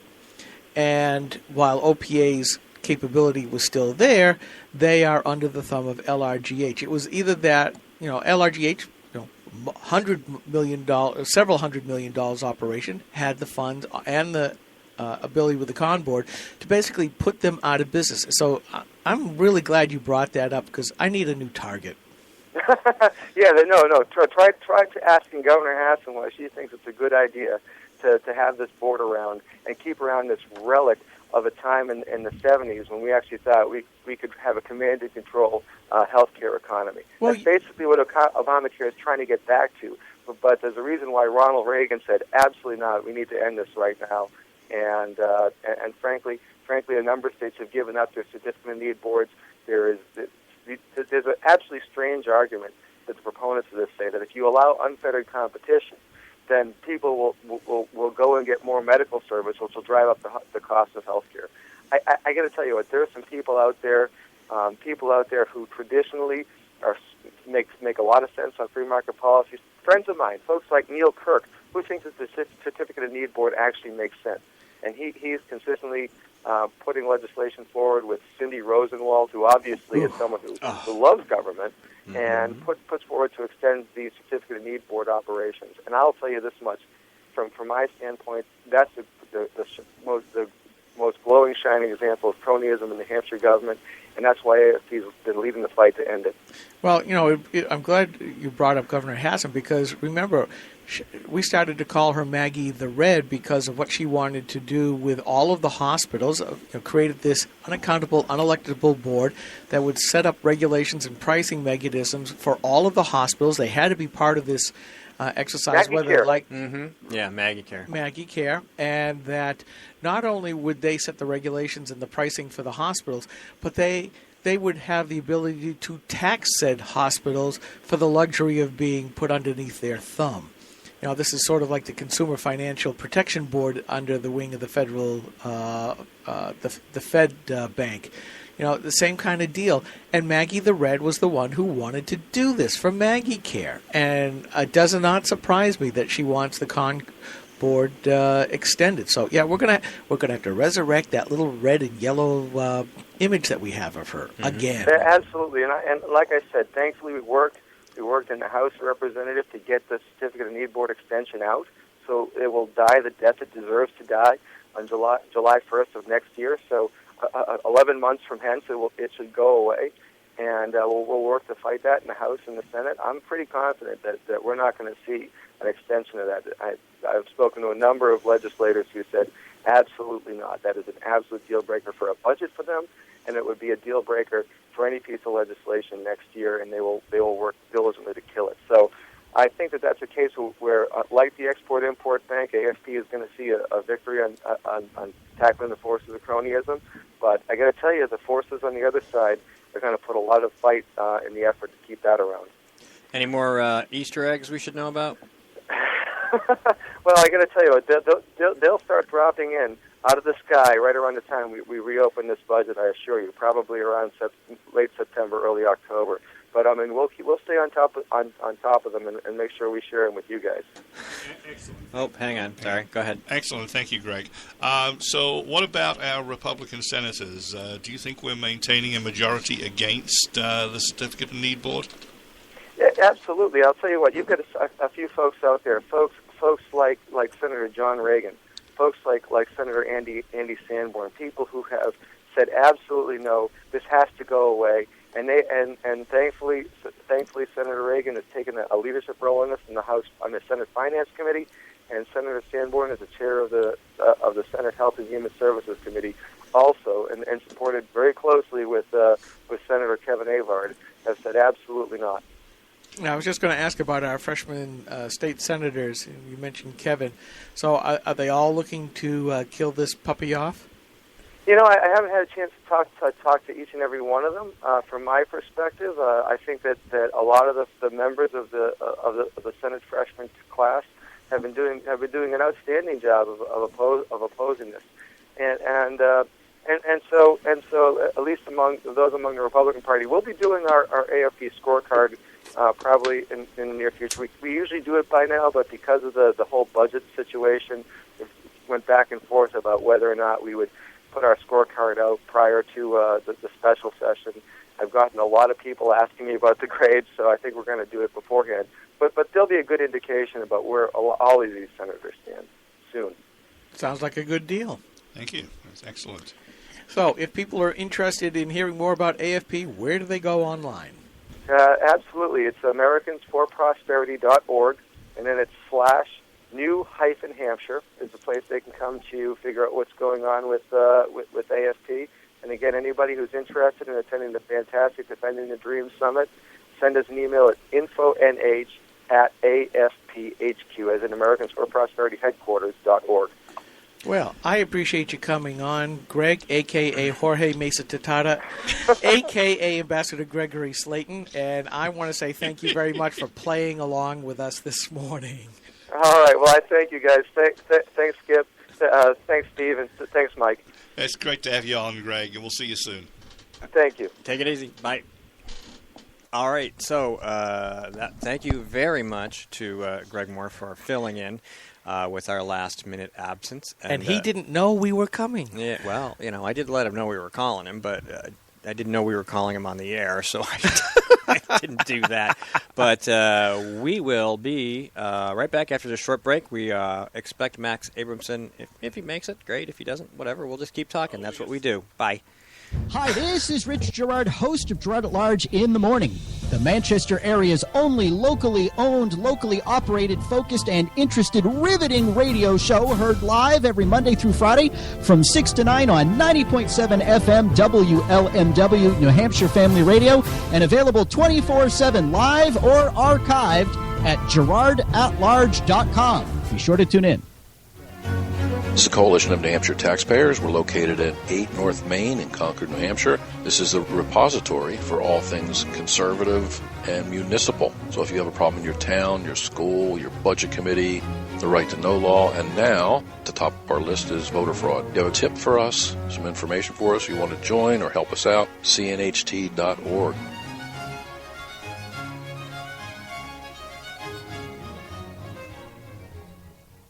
GrokTALK. 3, 2, 1.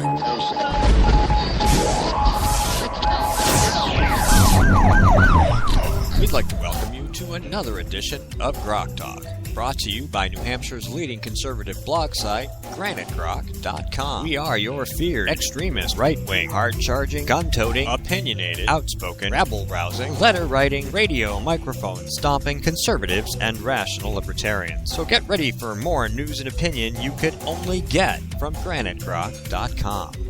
GrokTALK. We are GrokTALK, and does this sound weird again? Is it just me? Maybe it's just me. Well, at least mostly just me. At least once a day, My headset sounds. Maybe it's my ears. Anyway, we are GrokTALK, brought to you by GraniteGrok.com and the Coalition of New Hampshire Taxpayers. We appreciate your attention. We are, something I wanted to bring up, working on a deal to get ourselves on an internet radio station. I haven't got the particulars nailed down, but there could be thousands of listeners, thousands and thousands of more listeners. So I look forward to that, and we'll announce it when it's finalized. The one thing I really wanted to get to this week was the very quick and sudden falling star-like media sensation that was the Bias-Free Language Guide. We did kind of talk about it briefly. It became this really, really big deal. The president of UNH reacted very promptly to the media uproar, of which we were a part, and had it pulled from the website. We still have it. It's here. I just posted it this morning, the entire thing, if you want to take a look at it. President Mark Huddleston has come out in defense of free speech. He has come out in defense of various opinions about the use of the language and in opposition to what the Bias-Free Language Guide claimed to stand for. And, of course, whether or not he knew it was really there or not, I don't know. He says there's something in the neighborhood of like 1 million pages on the UNH website. And, of course, if that's true, then obviously he would never really know. But he does have a Department of Diversity, and he has had one for years.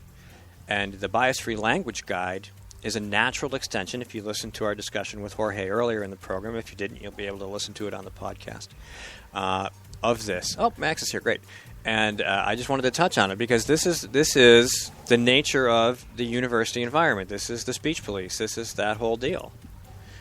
You're absolutely right. And it would have been our WTF if it wasn't for what Jeb Bush did after Hillary Clinton flogged him. Yeah. And you know, when it first came out, they disavowed any knowledge that, well, this is not official policy. But when it's coming out of your own office, as it came out later, like all of these stories, there's always follow-on stuff, it got worse and worse for them, where an official office, the Office of Diversity and Inclusion and other tomfoolery. Inclusive excellence. Yes. Inclusive. What a horrible phrase, inclusive excellence. So it excludes those of us who have a rational thought in their head.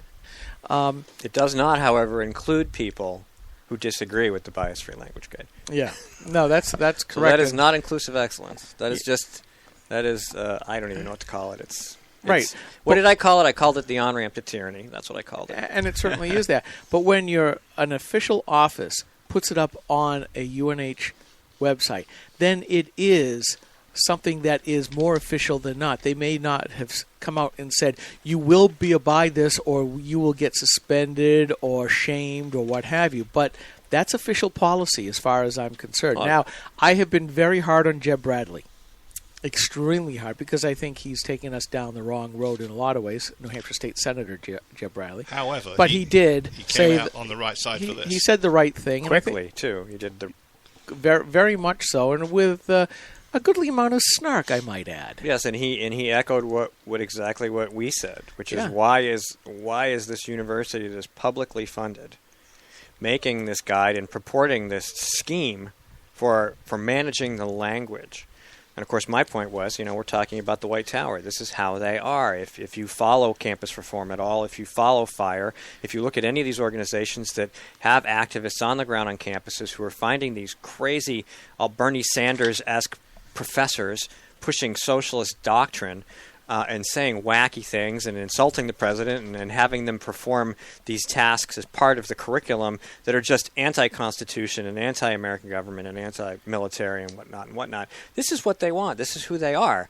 And I'm like, these people, it's back to the country class and the elites, They are offended by us, and this is a guide that's created and funded with the help of taxpayer dollars, because some of our money will divert other money to things like diversity. And they're basically using this to re-educate our children because they're offended by us. Now, the fortunate thing is that most of them will come out of college so unprepared for actual debate, we will flay, quarter, and slaughter them. Yeah, these precious little snowflakes. But, you're absolutely right, because as the communists figured out very early on, George Orwell, the British author, wrote 1984 with double think and double speak. understand that when you control the language, you can control the thoughts, not that use speech to express those thoughts, but with the right choice of non-available words, you can control the thought itself. Or put another way, big government is double plus ungood. That is correct, and that's just the way it goes. And this is the start of it, folks. This, as Jorge said, this is multiculturalism taken by to the next step. Political correctness is nothing more than incremental socialism. It is censure. They don't want you to say things because it allows them to cut off debate. "You are a racist" is one of the primary phrases that's used today, where people hate calling somebody a racist or being called a racist is one of the worst things that can happen to you, period. And that generally shuts people up.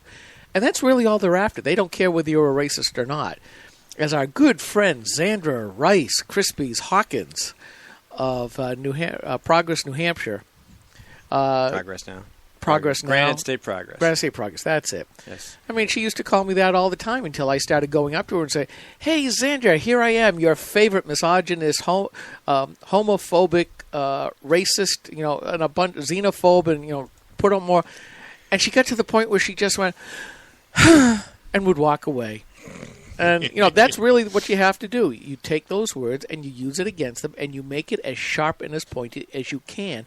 And, folks, you've got to go out and do that because otherwise they will bring the mob against you, just like they did with Brendan Eich, who was a former CEO of Mozilla, just because he gave a donation for Prop 8. And we've seen this over and over and over again. If you say the wrong thing, they don't want to just prove you wrong in a debate. They want to destroy you. So unless we get up and say, "Screw you," it's not going to stop. Welcome, Max, to our rant. That was good. Thank you. I feel welcome. Okay. Can I just mention the thing I put in the break? And I'll make it brief. So there's something wrong in the gold market. How is gold like loaves on the shelf of a Soviet-era supermarket? Shiny. No, the answer is there's not enough of it because the government's controlling the price. In case you're wondering why the price of gold is falling towards $1,000, it's because the central banks are manipulating it. At the same time, the supply of gold is shrinking because the miners can't produce at that price, and the demand is still soaring because it looks pretty attractive compared to paper currencies. So it's the next Venezuelan toilet paper crisis is coming to the gold market. Great. How did they produce gold when it was $200 or $300 an ounce if they can't produce it at $1,000 an ounce? That was, I think, before raising prices bring more miners into the market and increase the quantities. Mm-hmm. When the price falls due to lack of demand, some miners go out of business. When the price falls due to government manipulation, the demand stays high, but the miners go out of business, and that's really the issue. Okay. I still don't get it, but I'm not an economist, so anyway. So, thank you for having me on the show. Before I forget, I really intended to mention this last time. Next Saturday evening at the State House, right across the street, Saturday evening from 7 to 10 p.m., there's going to be a candlelit vigil for McCassie's Law. Jessie McCassie died, I think she was in her early 20s. She was a young and beautiful and bright student and very optimistic until she got involved with heroin. We had the drug policy meetup in Manchester, and the Manchester police chief was there, and a number of other prominent officials that were there. The Attorney General was there, and they had, of course, on the side of the wall a line of police officers, Manchester police officers, standing on the side of the wall. And, of course, they had one person after another get up and say, "I've lost a family member to the heroin problem.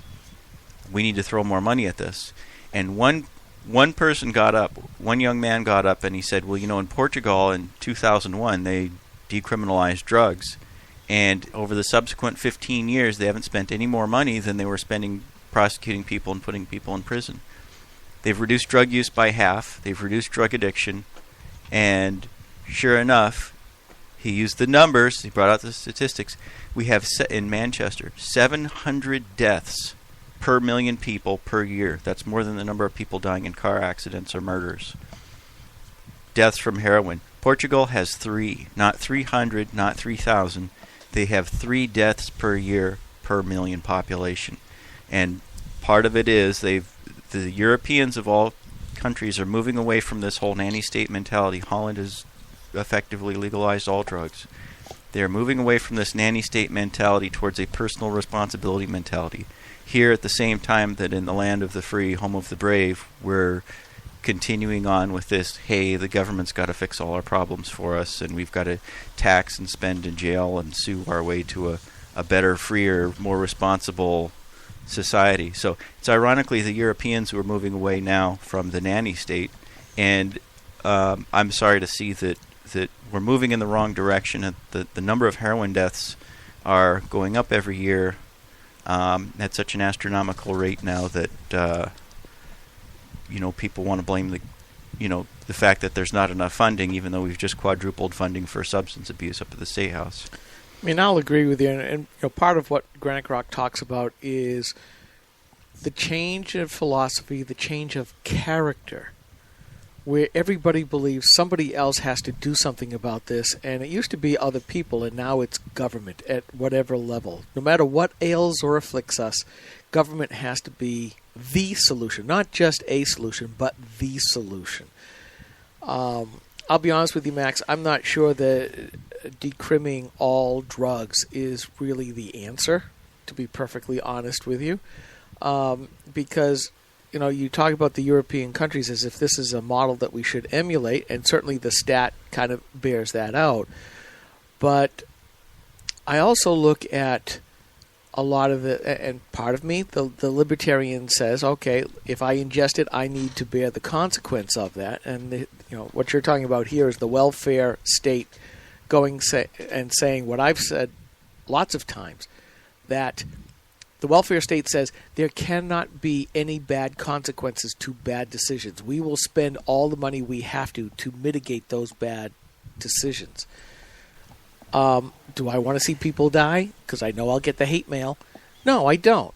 But at the same time, is it really the purview of government to do this? But I'm just, the conservative part of me says, really, do I want drugs out there, period? And I'm not so sure that that's a good thing. Although, the conservative part of me versus the libertarian part of me are fighting.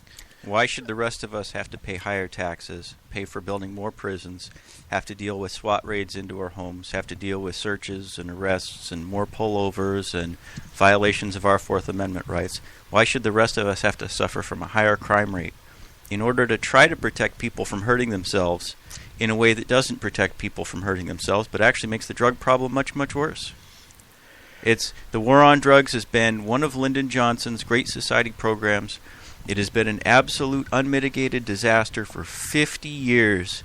It has done more damage than probably any other social engineering experiment in this country's history. So are you telling me that any of these should be available over the counter?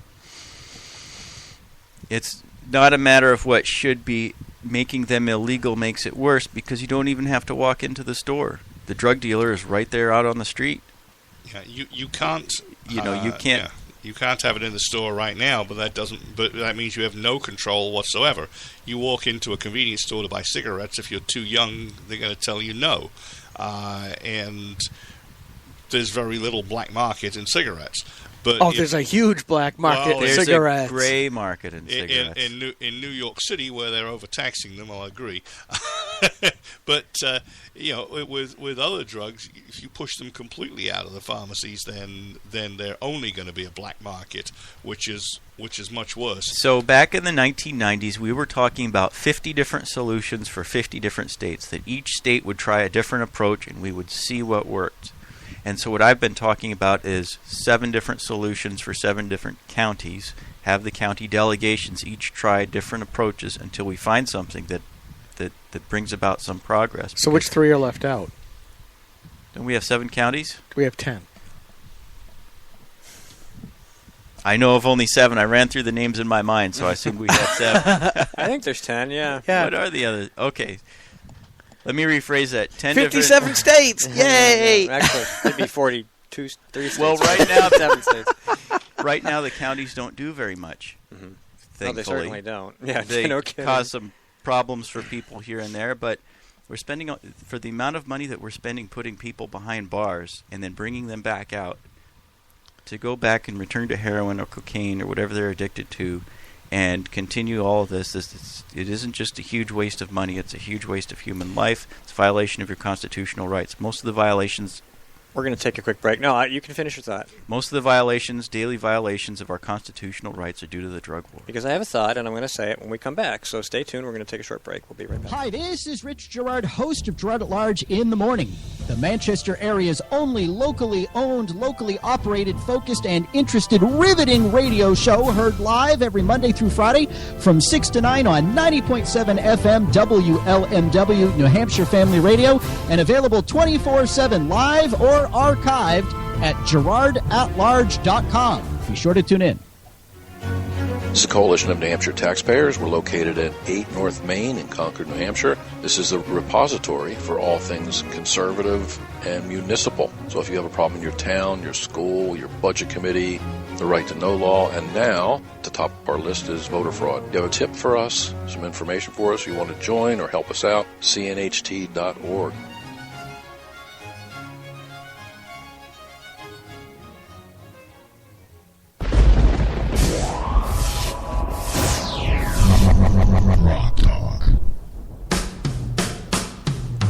So here's my thought. Talking about drugs. Legal drugs, illegal drugs. There didn't used to be illegal drugs. True. In the United States. True. Some of our greatest years are behind us, and they are behind us where there were no illegal drugs. However, I understand your point because, if you, from a conservative Christian perspective, you have a lot of responsibilities, and one of them can be related to the situation with drugs. You think about the greater effect of the culture and how that will reflect on other parts of society. Your microphone's not anywhere near your mouth, sir. And the music's still on. So what? Okay. Damn, it's ambience. It's ambiance. And my point being that there's... it was the no free drugs blues. It is the no free drugs blues. It could be the anything you want blues, actually. So we've been successful as a nation without these drug laws. We really have. But then, obviously, the other side of you says that was a different country. That was a country with a different set of moral standards. Correct. Really, it was a country with a different set of approaches. It had people who paid more attention to government. It had people who were better educated. It had fewer single parents and children of single parents. It had a lot of things that our current culture lacks. So the question now becomes, it used to work in this environment. Will it work in this environment? Which is the state laboratory idea, the county laboratory idea, and really, it is extremely expensive. And it is a ton of money that we're wasting on this. And would that money be better spent on some other aspect of this relationship between people, narcotics, and the culture? Yeah. Max, a question for you. One of the biggest differences between then and now has been the erosion by progressives and the social justice warriors to basically rid society of almost every single taboo. Certainly there were a lot of things that we didn't need laws against earlier in our history because it was social norms. If you do this, you will be shamed. And that kept a lot of people in mind. Now we're saying, we've shifted to a society that says, only if a law allows it can we do that. And I understand that's part of it. But the social taboos have almost all but been blown apart. I mean, just look at the latest videos that have been coming out about Planned Parenthood, where the latest allegation is that some of these tissue extraction folks are getting intact babies, which means these babies were born alive. And then the implication is that they were killed by Planned Parenthood or people like STEM Express. And that's why all of the, the Abortion Federation, I didn't know that there was an Abortion Federation. And the STEM Express got the restraining orders. Not to be confused with Starfleet. Yes. But in this context, I'm looking at how bad our younger generation is without some of these, what used to be good taboos, because it helped for us an orderly society. And this is just one more that would disappear. How many can the wall of society how many bricks can be withdrawn from that wall before it just collapses in on itself? But what was the Republican way of solving problems? We never turned to the state bureaucracy. That's a huge Democratic constituency. We never turned to the federal bureaucracy. That's just a huge Democratic constituency. We took care of problems at the local level. Local churches, local charities, human services agencies, local government if you had to. But at the bottom line, people weren't statistics to be studied by bureaucrats in Washington, D.C. The local level, you're a human being.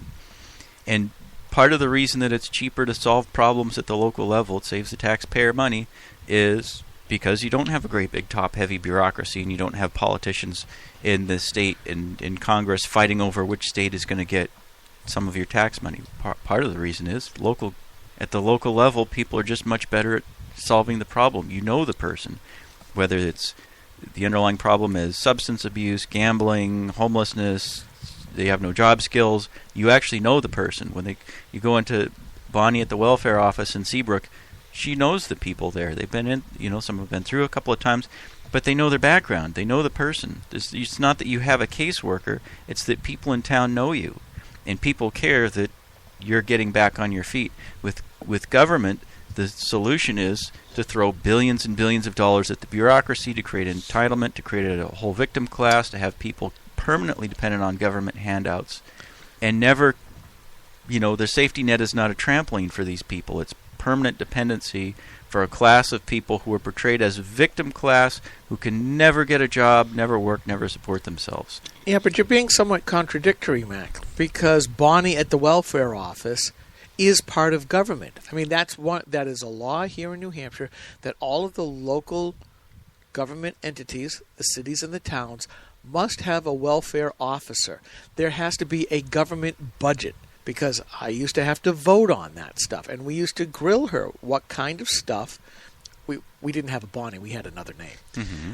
But we had to go through that. So that is indeed part of government versus the private entities. And part of what I was trying to bring up was we have seen the government crowd out of what used to be civil society that would normally take care of it. And I think you're right. We ought to get local. We ought to have people doing this. But we've become, again, the change in the time that Steve brought up, we've seen government crowd out almost everything except a very small sliver of that civil society that used to take care of that problem. But in my town's budget committee, if we have Easter seals plowing people's driveway and shoveling driveways, people say, well, isn't there a charity in town? Can't the town do it already since we're already plowing and shoveling? Can't we do it for free? Because we used to do it for free. It didn't cost the taxpayers anything. Now we're paying $10,000 a year to have Easter seals do it. Can't a neighbor do it? We know that person. We know who they know. Don't they have family who can shovel the driveway or shovel the walkway? And you're absolutely right. And you bring up the other thing where you see all of these former charitable organizations becoming too dependent on the tax money, and they're not only just double dipping at the local level, they're also going to the county, they also go to the state, they're also going to the feds. But there's a lot more accountability. There's a lot more accountability and control at the local level than there is at the state or federal level. You get the problem solved quicker, there's less bureaucracy, there's less of the town versus town fighting, state versus state fighting, there's less of the competition for federal funds. You don't have to sit there and have a professional grant writer apply for the grant, have the money come in with federal strings attached by people who've never been to your town, who don't know what the real issue is. The incentive at the local level, whether it's a local government, local charities, local churches, or just friends, family, neighbors, extended family, and so forth, coworkers, is at the local level, people want to get the problem solved. They don't want to just throw another $1 billion at the federal bureaucracy and pretend that they care about something that they obviously don't care about, because that federal bureaucracy is a huge political constituency for the Democratic Party. People actually care at the local level and want to do something about the problem. And you can see with your own eyes that there's an improvement there. When the snow falls and you see that, Grandma Graham now has her driveway plowed and someone else has come in and very nicely shoveled out, her walkway, and we've pulled together as a town, we've pulled together as a neighborhood, we've pulled together as a community and actually done something. People feel much better having accomplished something. Whereas at the federal level, everyone seems to feel good in Congress taking another $1 billion of your money and throwing it at the shoveling bureaucracy, which is shoveling your money into the fire, and you're getting nothing out but more federal public pensioners. Yeah, and don't get me wrong, I agree. I'd rather have as much as absolutely possible done at the local level versus the county, the state, or the federal level. And I think we've drifted a little bit further away from your major premise, which is decrim of all drugs. And it's like, I'm just having a hard time with this to make it where it's a huge paradigm shift for you. So it U.S. diplomats went to the Europeans for years and said, you need to criminalize it, throw them in prison, convict them, treat them like felons, treat them like garbage. And so you had people, when they hit rock bottom, they realized they had a drug problem, and they realized it was out of control, and they realized they couldn't control it, and they're starting to hate themselves. And what do? Instead of helping them, as we would at the local level, and as Chucky Rosa does from Chucky's Fight, actually take people to a treatment center and get them connected with people who really understand addiction and how it affects the mind. Now, instead, we're putting them in. The Europeans were seeing, okay, well, we're putting them in prison, and we're treating them like monsters and felons, and telling them how horrible they are and they're the dregs of society. And instead of coming off of drugs, what do? Their drug problem gets worse as soon as they come out of jail. Go to prison and learn some new skills to steal money to buy more drugs. Exactly, and they were using even more drugs. So that's why Spain, Italy, Luxembourg, Portugal, Holland, Switzerland, Britain, Germany, Belgium, these countries are now moving away from the war on drugs, and they're moving towards actually helping people out. It costs less. They save money. It's less area under the curve because they've reduced. Some of these countries have reduced drug use by half. They've seen substantial reductions in drug addiction. They've seen substantial reductions in crime. There's no question it's a better approach to take drug addicts and put them in treatment, give them tough love, but love is better than hate. Hate in prison doesn't solve anything. Prisons are for mass murderers and lawyers and child molesters and horrible, horrible monsters who don't belong in society. And all the people that Mexico sends us. Wink. Wink, wink, wink, wink. Yeah. Well, we got about 40 seconds left. Thanks for coming in. It's an impressive argument. It's well worth considering. And I think New Hampshire's dumbest law. We still have the contest going. The deadline September 15th. It's a crime. You cannot hunt with a ferret. It's a crime to harvest seaweed at night. It's against the law to import a wolf. All lightning rod salesmen must be licensed, and so on and so forth, and we'll find the dumbest law, and we'll propose a bill to repeal it. All right, that's it. We'll be back next week. Thanks a lot. Everybody have a great weekend, and we'll talk to you soon. Hi, this is Rich Gerard, host of Gerard at Large in the Morning, the Manchester area's only locally owned, locally operated, focused, and interested riveting radio show, heard live every Monday through Friday from 6 to 9 on 90.7 FM WLMW, New Hampshire Family Radio, and available 24/7 live or archived at GerardAtLarge.com. Be sure to tune in. This is the Coalition of New Hampshire Taxpayers. We're located at 8 North Main in Concord, New Hampshire. This is the repository for all things conservative and municipal. So if you have a problem in your town, your school, your budget committee, the right to know law, and now the top of our list is voter fraud. You have a tip for us, some information for us, you want to join or help us out, cnht.org.